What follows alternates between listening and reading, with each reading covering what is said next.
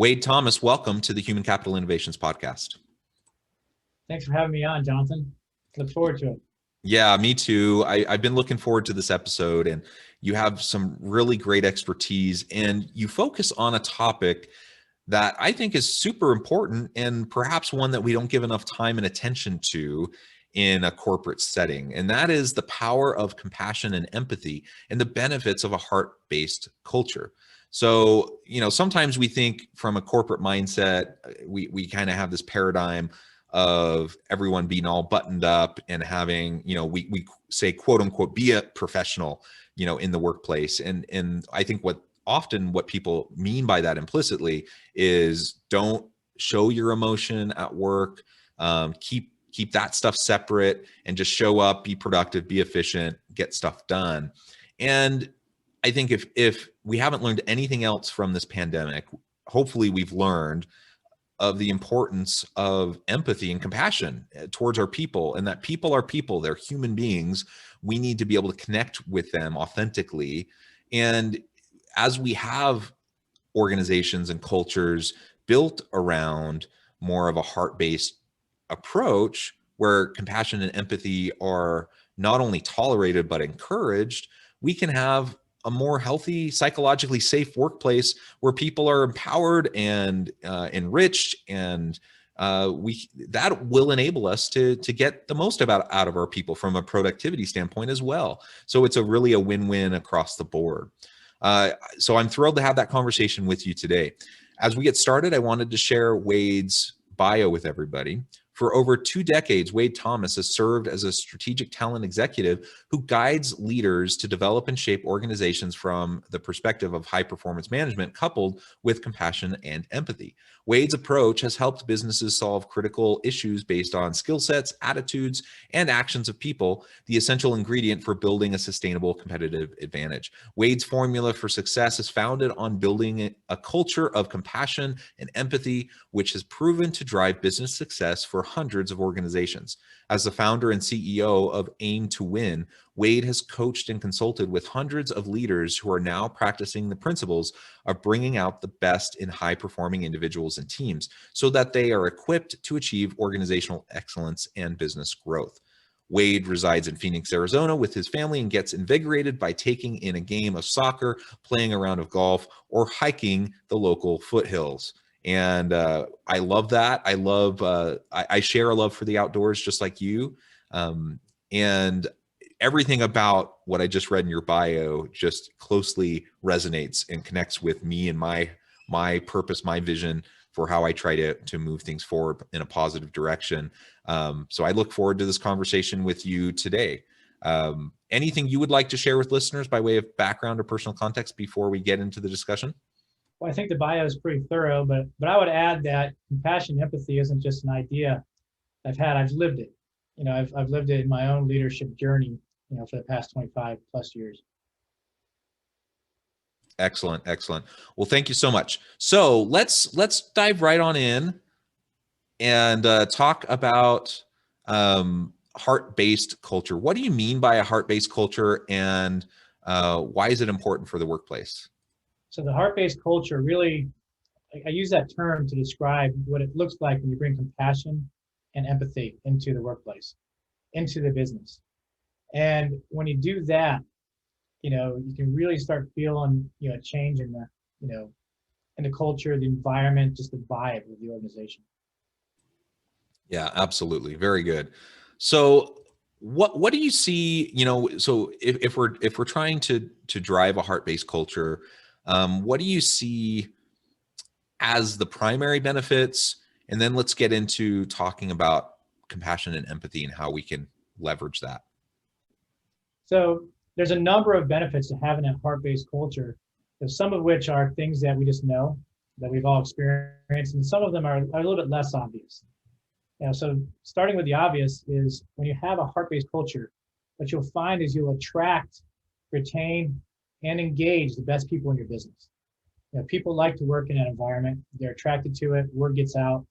That's really those 3 things: attract, retain, and engage are at the core of what you want to do with your people in the business. Some of the lesser known things, one thing is innovation. we don't think often of a heart-based culture driving innovation, but it really does. Because what happens is you create this environment of psychological safety, and people aren't afraid to come up with new ideas. And fear is really the enemy of innovation. So when you bring compassion, empathy, and heart-based in, what you'll find is that people will be more willing to get out there, to try things, to experiment. Now really drive innovation in your organization. Along those same lines is adaptability. When you have the heart-based culture, when people aren't afraid, then they're even more willing to go along with change. So a lot of times change has, a bad word, and people are often predisposed not to like change. And a lot of that is because they've been taught over the years that change hasn't been a good thing. And when you have sort of some of the concepts of management that existed, throughout history, and concepts of leadership, people have been learned really to fear that change.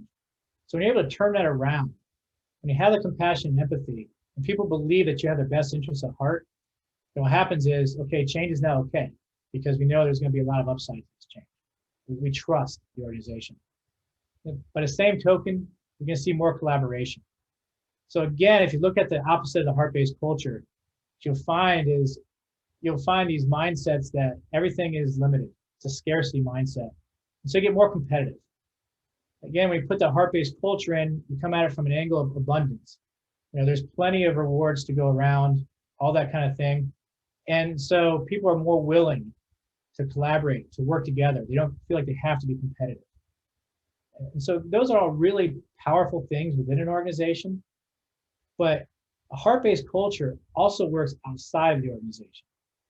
So think about what happens when you take compassion, empathy, and you apply it to your customer base. And what you'll find is, a lot of increased loyalty, more referral, higher scores, things like that. And, there's some companies that have done a really good job of this. We think of companies like Nordstrom, Ritz-Carlton, some of those that have become really famous for this kind of thing. So the heart-based culture is really powerful both inside and outside the organization.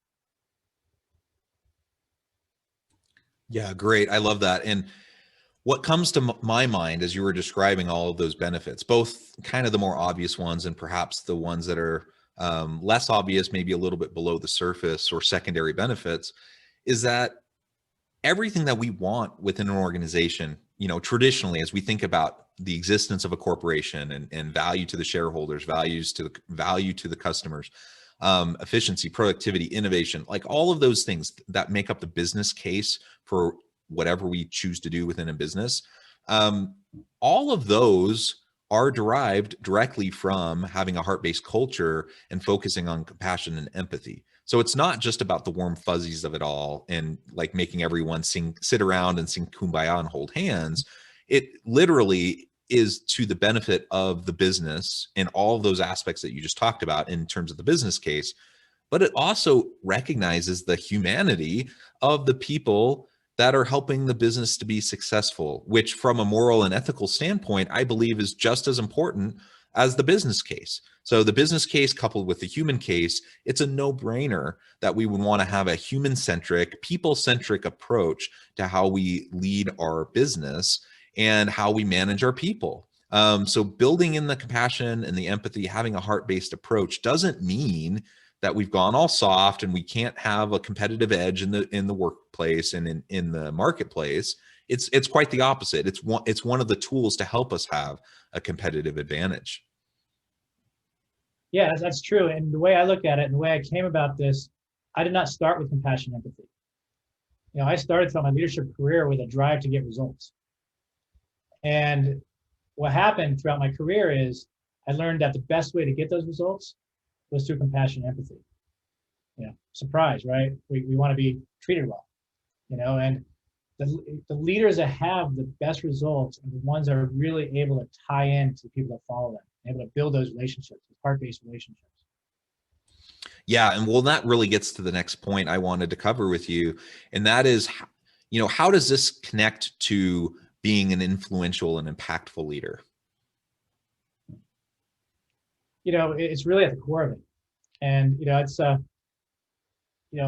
put a book out last year, and the basis for the book started one day. I was just sitting in a swimming pool. I'm in Arizona, so we have a lot of those. And I was just reflecting back on my career. And I had a pretty steep career trajectory. You know, throughout my career, I hit new levels at very young ages. And so I reflected back on why was that? What brought that about? And what really came to me is, compassion, empathy. I have throughout my entire career cared about people. I've empathized with them. I've walked in their shoes. I haven't been afraid to show compassion, even on the personal side of things. And so that really helped me, get the results, build the relationships, get the influence that just propelled me through, my career. And I went all the way through business unit leadership levels, all the way through chief human resource officer jobs, and now on to starting my own business. And so it's really at the center of it. And when you look at all those things that go into being a leader, whether it be strategy, vision setting, performance management, accountability, all those things, if you can tie that heart-based compassion and empathy into those individual things, that's really powerful. It really helps you make a big impact. Yeah, I love all of that. I think we seem to have a lot of overlap in our perspective, and everything you're saying really resonates with me. So I think if we want to be an impactful leader, if we want to be an influential leader, it all starts with human relationship. It all starts with trust. And the best way to develop that trust and to develop an ongoing sustainable relationship with people around you to get things done, to accomplish things, is by being human with people. And that requires empathy, compassion. That requires us to recognize that it's not just about driving to get results all the time, especially if that means at the expense of the people, and manipulating and exploiting and taking advantage of the people around you to achieve results. Again, if we're talking about long-term sustainable results, that's good for the human being, the person in the business, the member of the team, but also for the team itself and for the organization and all the organizational outcomes. We have to have that human component. We have to have a people-centric culture, or we're going to constantly erode away the trust of the organization. We're going to erode away people's willingness to continue to stay engaged and involved in what the organization is trying to accomplish. And simply put, you're going to lose all your best people. The only people you're going to be able to keep if you're in that kind of an environment are the people who have no better options, or the people who are too scared to leave. That's not what we want for a thriving business. We want to attract and retain the very best people who are engaged and passionate and who have creative and innovative ideas. And we want to embrace those, and we want to empower those individuals and embolden them so they can have not only individual success, but career success, and help the organization succeed as a whole as well. Again, ultimately, it all goes together. And if we want to have successful organizations, we have to have successful people. We have to invest in our people, and we have to focus on everything that they're trying to do. So how does, I kind of referred to this at the very beginning of the episode, we're in the middle of this pandemic. Hopefully people are thinking more about empathy and compassion during this time, as all these hardships have been at the forefront of what people in their organizations have been trying to deal with. How does this all lead into our discussion about dealing with uncertain times, and perhaps the skill sets that are needed in our people and among leaders to help us pivot and adapt successfully to future needs and the future of work? Yeah, I think there's certain things that you have to do to manage differently in uncertain times, to lead differently in uncertain times, but they all come from, a basis of heart-based. They come from a basis of compassion and empathy. So, as you look at uncertain times, one of the things, first of all, I should step back. One of the things, first you have to get yourself right? It really starts within, getting that inner game down, making sure that you have confidence, that you have an outlook, you have a vision as to what that is, even though as uncertain as it may be, that you're resilient and that you're bringing a lot of positive energy. So, really being compassionate and empathizing with yourself is where it begins. Then, when you're working with your people, they really want a connection. So you have to be really present. You want to empathize with what they're going through. By the same token, and this is going to cause, I think, some leaders to like hide under their desks or to, denounce me or something. But you want to be transparent, with your own feelings. You don't want to go out there and say, everything's bad and the world's falling apart.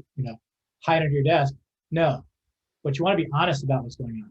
You want to say, you know what, I have concerns also. Now I'm really worried about this, but we're going to get through it. I can see we have a plan. We're going to work through it. So you want to have a combination of that confidence and transparency. And you also want to create a safe space. You want to make sure that people can share with you. Again, that psychological safety, gives you a chance to empathize with them. From a communication standpoint, you want to inform early and often, right? You always want to be talking because, people create their own truths in their mind. And, those truths are usually worse than reality. That's just kind of that's the way the human mind has always been wired. And so it's really important to get out there and be honest. If the situation's bad, say the situation's bad. Don't overpromise. One big lesson I took from the pandemic in the early stages, especially as we looked a year ago, is, the overpromising that went on. So many of our leaders in society, really overpromised, suck it up for 90 days, we'll be done with this. And, you gotta be careful not to do that. You want to be very realistic, but also you want to establish that, there is a light at the end of the tunnel. You may not know when it is, but it's there. As a leader, that's as a communicator. As a leader, it's really important during uncertain times to be decisive. People want to be led in uncertain times more than normal. So you want to be decisive. Same token, you want to empower people. Again, that is a tendency for organizations when, the crap hits the fan, is we take all our decisions and we pull it to the top. And actually, that's the worst thing you can do, because the best decisions are made the closer you can get to the customer, the closer you can get to the ground level, because that's people with the most knowledge. The top brings perspective. And so when you have empowerment and you share that perspective, then you get the best decisions overall. And one thing that we often overlook as leaders during, uncertain times or times of crisis is that is the best time to evaluate your team. You'll really see who's going to step up, who your future leaders will be. It's one thing to do it in a normal time. You're kind of just seeing people do their normal thing or talking a good game or whatever it might be. But in times of uncertainty, the cream really does rise to the top. And then one last thing I'll say about that is it's really important during uncertain times to have that community, that sense of community. Difficult times really breeds togetherness. And it's, a great time to really leverage that. But there's one thing also that I think it's really important for any team to know during uncertain times, and that is you should celebrate the uniqueness of the team. One line I like to use is, business is really bad. Things are tough. It's a rough time, but gosh, I'm glad I have you guys here. I'm glad this is my team and I'm not at brand X where they don't have a team as good as you. Words like that are very powerful, and it really does build that camaraderie and that sense of togetherness. It's so important to get through times of uncertainty. Yeah, amen to everything you just said.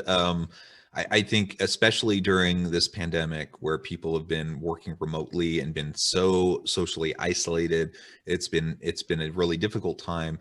And the organizations that have really thrived have not only been those that have been able to adapt and embrace the technologies that have allowed people to work virtually, but it's been those who've been able to maintain a culture and a camaraderie and a connection and a community with their people, even when they're not physically together. And that's going to be an ongoing challenge for organizations as we move out of the pandemic and we move into the future, because remote work isn't going away and hybrid work is going to become more and more common. So all those things are going to be very important as we consider work arrangements, flexible work arrangements, remote work arrangements, and such. And really, I mean, everything you were describing, I think is really important for everyone listening today to consider. Everything that Wade has said and suggested, I think take to heart and carefully consider and self-reflect on your own situation, your own organization, and how some of these elements around compassion and empathy and having a heart-based culture, how that can apply to your organization. Because I suspect we all could do a little bit better in that regard, in making sure that we're really valuing our people, we're helping them to feel empowered and invested in and connected, and everything around building that trust in that human connection with our people. Wade, before we close, I did want to give you a chance to give the last word on the topic, as well as share with listeners how they can get connected with you, find out more about your business, and anything else you would like to share by way of final comment. So, well, first of all, a couple different ways to connect with me. On my website, www.aimtowinllc.com. There's a lot of information. I encourage everybody listening to connect with me on LinkedIn. You can find me under Wade Thomas, Business Impact Coach. That's probably the best way. I put a lot of content out there, a lot of free things that can really help you on this. I have a book that I released last fall called From the Heart, and it's available on Amazon. You can find it From the Heart under my name. And so I encourage everybody to check that out. You know, from a last word standpoint, and this is kind of a concept that, you know, I like to share, you know, throughout my work, you know, throughout whatever content I put out there or with my clients, whatever it might be. But one important thing to remember, uncertain times or not, is we is greater than I. You know, the power of we. And, you know, all this really gets back to the fact that we are not a species designed to go it alone. Yeah. I love it. I love it. The power of we. Wade, it has been a real pleasure talking with you today. I encourage listeners to reach out, to get connected with Wade, find out more about what he and his business can do for you. And as always, I hope everyone can stay healthy and safe, that you'll find meaning and purpose at work each and every day. And I hope you all have a great week.